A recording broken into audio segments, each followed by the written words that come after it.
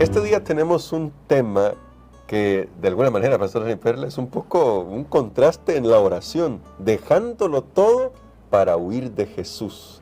Bueno, ya vamos a descubrir de qué vamos a hablar hoy, así que vamos a pedirle a Dios su dirección a través de una oración. Padre querido, hoy queremos que tu Espíritu Santo hable a nuestros corazones y nos ayude a comprender la lección que tenemos que extraer de este relato del Evangelio y de la porción de tu palabra que vamos a estudiar. Te imploramos tu ayuda en el nombre de Jesús. Amén. Amén. Para el tema de hoy vamos a leer una porción de alrededor de 10 versículos, 9 versículos, que se encuentran en Marcos capítulo 14. Está hablando ya del arresto de nuestro Señor Jesucristo y vamos a leerlo para que veamos cómo esto estaba dentro del plan de salvación, pero también cómo esto nos alecciona a nosotros respecto a qué hay en nuestro corazón. Dice el texto: luego, hablando él aún, vino Judas, que era uno de los 12, y con él mucha gente con espadas y palos, de parte de los principales sacerdotes y de los escribas y de los ancianos. Y el que le entregaba les había dado señal, diciendo: al que yo besare, ese es, prendedle y llevadle con seguridad. Y cuando vino, se acercó luego a él y le dijo: Maestro, Maestro, y le besó. Entonces ellos le echaron mano y le prendieron. Pero uno de los que estaban allí, sacando la espada, hirió al siervo del sumo sacerdote, cortándole la oreja. Y respondiendo Jesús les dijo: ¿como contra un ladrón habéis salido con espadas y con palos para prenderme? Cada día estaba con vosotros enseñando en el templo, y no me prendisteis. Pero es así para que se cumplan las Escrituras. Entonces todos los discípulos, dejándole, huyeron. Pero cierto joven le seguía, cubierto el cuerpo con una sábana, y le prendieron, mas él, dejando la sábana, huyó desnudo. En esta porción que hemos leído, Pastor Dani Perla, hay mucho contenido definitivamente, aunque es una escena terrible, una escena de traición, una escena de deslealtad, una escena triste porque los discípulos huyen. Al final el texto dice: para que se cumpla la Escritura. Quizá mi primera pregunta es: ¿cómo esto nos puede dar un poco de confianza, a pesar de la dificultad que se está leyendo acá, sobre el hecho de que Dios tiene un plan y su plan se va a cumplir? Bueno, creo que nos estamos adentrando aún más en este momento en el cual Jesús ya ha sido localizado por el traidor, que es curiosamente uno de sus discípulos del círculo íntimo más cercano de Jesús, y por eso ha sido proverbial negativamente la acción de Judas, porque nosotros notamos que él es el que lleva la delantera en dirigir a ese grupo que va a tratar de apresar a Jesús. ¿Cuántas personas eran? Bueno, no lo sabemos, pero ahí da a entender que era una compañía. En aquel tiempo más o menos estaba refiriéndose tal vez a unos 600 hombres. Puede ser que eran menos, pero sabemos que eso nos da una idea que el uso que hace Marcos de esa palabra indica que era una cantidad bastante grande de personas. Sé que Marcos ahora es bastante breve en estos relatos y no da muchos detalles como los tenemos en los otros evangelios, especialmente el evangelio de Juan. Da unos detalles que no tenemos en este relato, por ejemplo, en este relato de Marcos. Ahora, que alguien traicionara o que alguien estuviera en contra de Jesús, ahí vemos que los líderes religiosos, vemos el grupo exacto que enviaron, dice, a buscar a Jesús, ese grupo que se encargó de planificar toda la estrategia que iban a atrapar a Jesús, y el hecho de que fueran bastantes personas indica que de alguna manera ellos sabían del potencial que tenía Jesús. Sí. Ellos no mandaron 10 personas para agarrar a uno, creo que es bastante bien, 20 personas, no, enviaron cientos de personas. Digamos que hubiera sido la mitad de ese grupo, hubieran sido 300 personas, o hubiera sido una tercera parte, bueno, hubieran sido 200 personas, siempre era una cantidad bastante grande, porque Ellos sabían que Jesús había hecho milagros. Muchas veces habían querido hacerle daño a Jesús y Jesús había escapado de ellos. Había ejercido su autoridad divina para deslizarse en medio de la multitud. Una vez lo querían despeñar ahí en un lugar y dice la Biblia, Él pasó en medio de ellos, no pudieron hacerle nada. Pero ahora Jesús va a dejarse, porque sabemos que es porque Él se dejó. Él dijo, yo puedo llamar 12 legiones de ángeles. ¿Sabe que una legión eran miles? Creo que eran unos 6,000 soldados en aquel tiempo, más 700 de a caballo. Y Jesús dice 12. Bueno, era algo extraordinario. Jesús dijo, yo tuviera gente que pudieran liberarme. Bueno, gente no, yo puedo llamar a Dios y vienen los ángeles del cielo, ni siquiera son seres humanos y pueden liberarme de esta situación, pero Jesús se dejó. Vamos tal vez viendo algunas lecciones. En primer lugar, la acción de Judas. La acción de Judas fue una acción de traición. Estaba profetizado ya en los Salmos, por ejemplo, dice, el que comía conmigo, el que estaba a la par, dice, alzó contra mí su calcañar. Bueno, eso es lo que Judas está, o su mano, eso es lo que Judas está haciendo. Y la palabra que Juan usa ahí no solo es la palabra fileo, que podía referirse a un beso, también es la palabra que tiene que ver con el amor fraternal, pero más bien dice catafileos, y se está refiriendo a un beso afectuoso. Wow. O sea que esto nos da a entender que el beso de Judas no fue así un beso como los saludos ahora, ¿verdad? Que alguien viene y se saluda, los hombres con las mujeres, y se saluda así, algo bien casual, bien superficial. No, usa una frase que está diciendo que fue un beso que pudo haber durado, no sé si minutos, pero por lo menos varios segundos, porque era un beso afectuoso. ¿Por qué? ¿Por qué Judas hace esto? ¿Porque amaba a Jesús? No, si de hecho lo estaba traicionando. Claro. Lo hace porque esto era una señal, era oscuro. En aquellos tiempos no habían esas lámparas que tenemos ahora sofisticadas, ¿verdad? LED y luz fuerte. Era oscuro, entonces era un grupo, bueno, habían quedado 11 discípulos más Jesús 12. Así que era un grupo bastante grande y para no equivocarse, tomaron una turba, gente a saber de dónde, ¿verdad? Que probablemente algunos ni conocían a qué iban o no conocían a Jesús. Y entonces Judas con eso da la señal y dice, miren, al que yo bese, no sabemos si saludó a todos los demás también. Y entonces podía haber confusión a quién era la persona que tenían que prender. Entonces Judas viene y le da un beso extenso a Jesús, que es un beso que se da afectuoso, y esto es lo que hace la acción de Judas todavía más despreciable, porque está cubriendo de afecto su traición, y lo peor, que Jesús lo sabía muy bien. Sí. Jesús pudo haberlo apartado a Judas, pudo haberlo rechazado de lo que Judas estaba haciendo. Sin embargo, Jesús se dejó.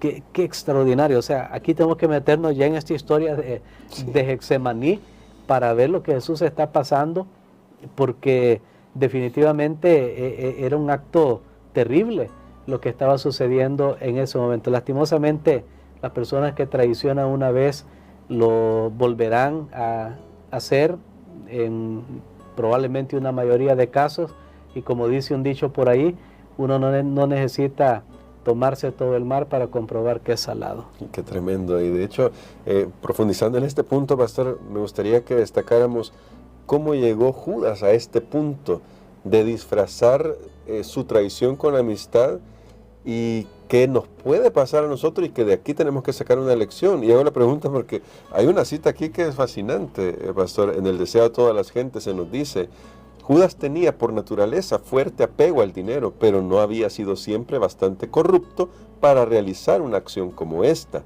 Había fomentado el mal espíritu de la avaricia hasta que éste había llegado a ser el motivo predominante de su vida. El amor al dinero superaba su amor por Cristo. Al llegar a ser esclavo de un vicio, se entregó a Satanás para ser arrastrado a cualquier bajeza de pecado. ¿Qué nos dice esto a nosotros sobre esas cosas que no estamos dispuestos todavía a rendirle a Jesús. Bueno, cuando Judas, hay un capítulo muy bonito ahí en el libro El deseado de toda la gente que vale la pena leerlo, y habla sobre Judas. Dice que Judas, cuando vio a Jesús, escuchó sus enseñanzas, vio lo que él hacía, él quiso ser cambiado por Jesús. Él por eso solicitó ser parte de los discípulos de Jesús, que aquí tenemos un fenómeno. Jesús llamó a sus discípulos, pero parece, por todas las evidencias que tenemos en la Biblia, que Judas no fue llamado por Jesús. Él entró, y sin embargo Jesús lo recibió sabiendo de antemano, porque el Padre se lo revelaba lo que iba a suceder en el futuro, pero le dio oportunidad, Entonces, al estar con Jesús, en Judas comenzó una lucha, que es la lucha del cristiano, que esta lucha no la tiene el que no ha entregado su vida a Jesús. Está la lucha entre la carne y el espíritu. Entonces comenzaron a luchar los dos. La carne, por un lado, la ambición de Judas, sus expectativas que tenía. Por otro lado, el espíritu, recordándole que Jesús era manso, humilde, su enseñanza. Mire, yo no tengo ni siquiera dónde recostar mi cabeza, mi reino no es de este mundo, y todo eso. Pero por otro lado, el hecho de querer tener poder y esa ambición. Entonces estuvieron peleando, y lastimosamente Judas no llegó al punto de rendirse, que es esa palabra que significa entrega. No llegó al punto de darse por vencido de su pecado y dejar que Jesús lo transformara. Entonces, ¿qué pasó?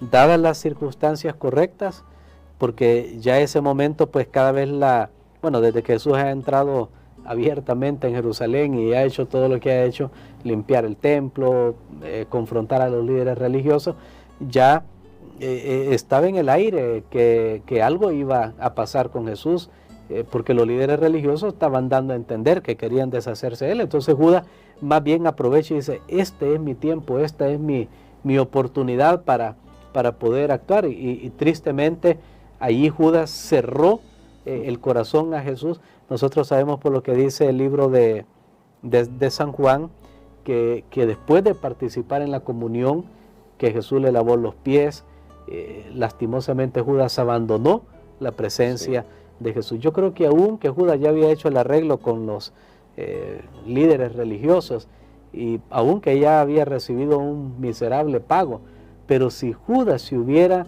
allí, cuando Jesús le lavó los pies, hubiera confesado y le hubiera dicho: maestro, mira, no merezco que me lave los pies, yo te he vendido ya a un precio de un esclavo, soy miserable, perdóname.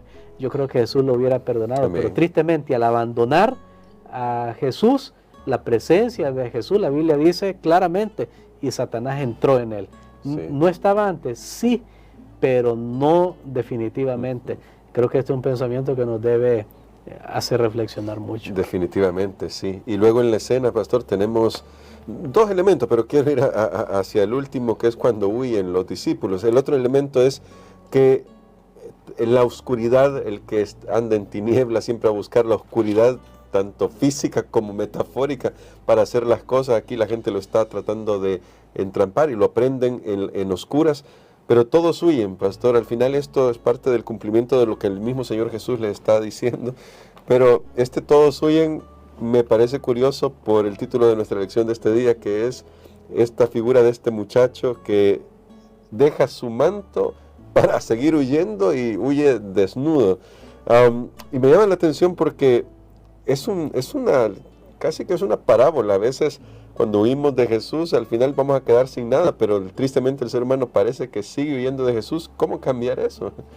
Bueno, es una historia, un relato que solo Marcos cuenta, y ahí es donde surge la curiosidad, ¿verdad? ¿Por qué solo Marcos es el que cuenta este episodio que los demás pasaron por alto, que no vieron importante? Y llama la atención que Marcos lo cuenta porque, antes de responder adecuadamente la pregunta, porque ya lo he dicho hoy que hay muchos detalles que no hay en esta historia. Por ejemplo, cuando ahí dice que uno de los que estaban allí sacó la espada, ni siquiera menciona el nombre, Juan nos dice quién fue, Sí. fue Pedro, y dice que hirió al siervo del sumo sacerdote. Juan nos dice en su evangelio que fue Malco, le conoce el nombre.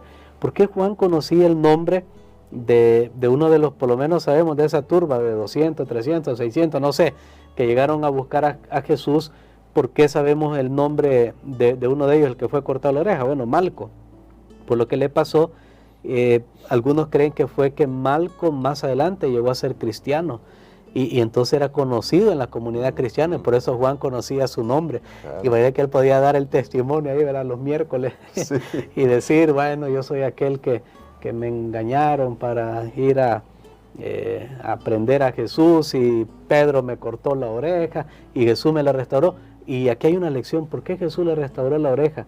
Porque Jesús era consistente con su enseñanza. Él había dicho, amad a vuestros enemigos, hagan bien a los que os persiguen. Si usted dice, pastor, ¿por qué yo tengo que perdonar y aguantar a quien me está haciendo esto? Y bueno, aquí tenemos el ejemplo de Jesús. Sí. Tenemos el ejemplo de Jesús. Entonces, he mencionado esto porque son detalles que no nos da Marcos, pero sí habla acerca de este joven que huyó. Creo que la lección se inclina por no creer que es Marcos. Sí. Sin embargo, otros estudios, otros que, bueno, uno puede estudiar la Biblia porque es el mismo texto, pero parecería que sí es posible que sea Marcos porque maneja bien este detalle y lo inserta, sino que otro propósito. De todos modos, eso no cambia la historia. Sí. No es un factor que si no están estos dos versículos cambió el rumbo de... No es un factor determinante. ¿Y por qué podemos suponer que puede ser Marcos? Bueno, podemos suponer que puede ser Marcos porque cuando vamos al libro de Hechos, recordemos que se dice que en la casa de ellos, cuando Pedro estaba en la cárcel y que llegó, bueno, fue sacado por el ángel, era la casa de la mamá de Juan Marcos, y entonces quiere decir que era un lugar donde los discípulos ya acostumbraban a habitar, a quedarse. Probablemente Marcos había visto esa noche algo inusual, y había visto tal vez que los discípulos habían salido, y él así con lo que andaba, salió para curiosear qué era lo que estaba pasando. Entonces por eso es que nos da una idea que es muy probable que sea este mismo Juan Marcos, pero dice que iba cubierto con una sábana, o sea, él rápidamente salió, ¿verdad?, para ver la agitación, y finalmente él tuvo que dejar su sábana y huyó desnudo. Ahora, cuando dice huyó desnudo, no significa totalmente sin ropa, claro, sino que significa en paños menores. Pero imagínense, eso antes se consideraba desnudez, ¿verdad?, así frontal. Ahora pues los valores han cambiado mucho en la sociedad. Pero quiero mencionar algo más acá. Entonces todos los discípulos, dejándolo, huyeron. ¿Por qué huyeron los discípulos de Jesús? ¿Por qué huyeron si estaban dispuestos a dar su vida por él? Porque cuando Pedro dijo, yo, Señor, yo estoy dispuesto a dar mi vida por ti, y los demás asintieron, o sea, estaban de acuerdo. ¿Por qué huyeron? ¿Sabe que ellos huyeron? Porque ellos, al igual que Judas, ellos huyeron decepcionados, no huyeron por temor de su vida en primer lugar. La razón por la que ellos huyeron fue de decepción, fue porque ellos estaban esperando que al ser atrapado Jesús, él pudiera desatar su poder milagroso que tenía, convertirse en ese momento en un libertador, en un conquistador, y entonces ellos pues ya sabemos que se habían repartido el reino. Sí. Entonces era lo mismo que pensaba Judas. Yo entrego a Jesús por esta miserable cantidad de dinero, y sé que tal vez yo hago énfasis en esa palabra porque realmente la traición es así. Cuando alguien traiciona no hay otra palabra que se pueda usar. Entonces Judas dice, yo entrego a Jesús y él se va a liberar. Los discípulos estaban esperando lo mismo. Mire, yo le aseguro que si Jesús ahí les hubiera dado la orden, ataquen, ellos hubieran tratado de defender, porque estarían pensando en un reino. Entonces creo que esa fue la razón por la que ellos huyeron. Es una buena lección, como usted lo mencionaba al principio. Cuando nosotros venimos a Jesús, debemos dejar todo, pero no dejes todo para huir de Jesús. Dejemos todo para venir a Jesús, no dejar todo para huir de Jesús, porque allí no hay ganancia. Por eso quisiera que orara por nosotros, pastor. Puede ser que nosotros hoy seamos confrontados con esta situación en la que algo estemos fomentando en nuestro corazón que nos esté alejando de Jesús. Hay que dejarlo eso, porque si no terminaremos sin nada también, lejos de Jesús, y ahí está el problema. Pero vamos a pedir a nuestro pastor que ore por nosotros para que nos ayude. Y usted que nos está viendo o escuchando, si sabe que en su corazón hay algo que necesita rendir al Señor, en esta oración entrégueselo a Él. Amén. Padre, gracias te damos, Señor, por la oportunidad que nos das de estudiar este relato que nos interesa para nuestra salvación. Amén. Gracias porque vemos en Jesús a alguien en perfecta paz, con determinación, con serenidad, enfrentando los horrores de la traición, de la muerte, de los insultos. Señor, ayúdanos, porque nosotros estamos en este mundo caído y duele mucho cuando alguien cercano puede hacer algún agravio. Ayúdanos, Señor, para tener el espíritu de Jesús, y ayúdanos también para ver posibilidades en las personas que aunque puedan huir ahora, un día puedan estar cerca de ti. Gracias en el nombre de Jesús. Amén. Amén.